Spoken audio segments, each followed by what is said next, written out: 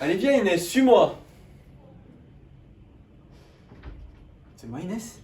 Mais oui, c'est toi Inès, je te le dis 6 fois. Oui, je vous suis, vénérable. Regarde Inès, c'est le professeur Troy Mac Chaussette. Bonjour! C'est un éminent scientologue. Sociologue. Oui, sociologue, c'est pareil. Il est très connu dans l'univers de la sociologie. Ah, D'ailleurs, j'adore votre nouveau look. merci. Mais quel être bien étrange. Pourriez-vous, mon cher Mike Chaussette, ou je ne sais pas quoi, nous parler de la gestion des ressources humaines? Avec plaisir, allons-y. It's Britney, bitch. Dans les années 2010, les organisations entrent dans une transition démographique, qui se traduit par une population active qui vieillit, qui devient plus rare mais surtout difficile à fidéliser. Cependant, le climat économique ne fait que chuter, et avec cela, un taux de chômage qui augmente. Alors, les entreprises ont commencé à allouer un budget moins important à la gestion des ressources humaines. Il se répercute donc sur les salaires ainsi que les primes de rendement. Grave erreur. Prendre soin de ses employés, quoi. Mes sujets, eux, n'ont pas besoin de pause. Ensuite, la communication et la participation. Il faut que la communication formelle, c'est-à-dire officielle, occupe une plus grande place que la communication informelle, c'est-à-dire les rumeurs et on dit. En gros, il faut communiquer les choses à ses employés plutôt que de les laisser fuiter. L'évaluation de la performance. Là, c'est le fait de documenter ses performances, mesurer ses objectifs, reconnaître le travail bien fait, repérer des faiblesses. On peut par exemple parler de l'entreprise Bouygues, qui 4 fois dans l'année, ils vont faire ce qu'on appelle des conférences appointment, où ils étudieront les performances de chaque cadre et évalueront si oui ou non ils méritent une augmentation. Pour les ouvriers, ils peuvent être reconnus et rentrer dans l'ordre des compagnons de mine orange, où les meilleurs ouvriers de la boîte sont réunis.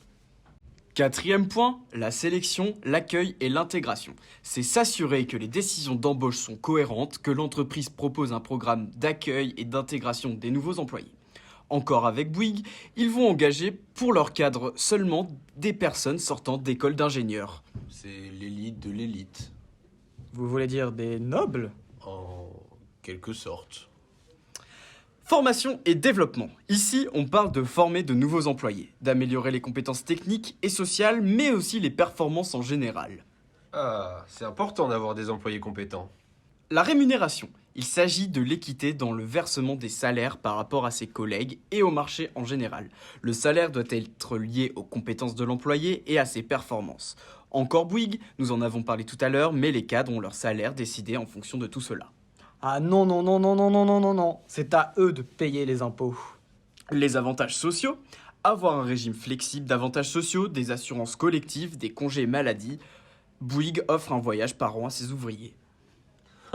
J'aimerais bien un petit voyage. Moi aussi, mais je n'ai pas de jambes.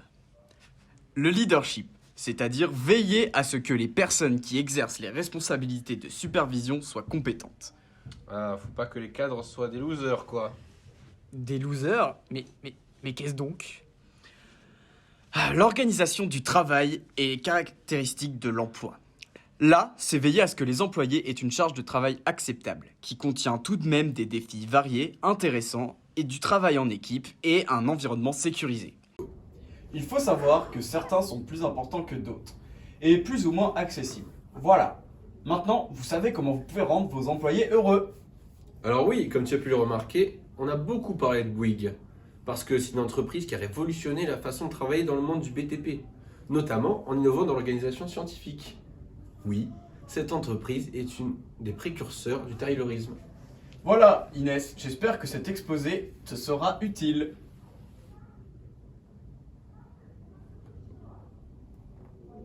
Oui,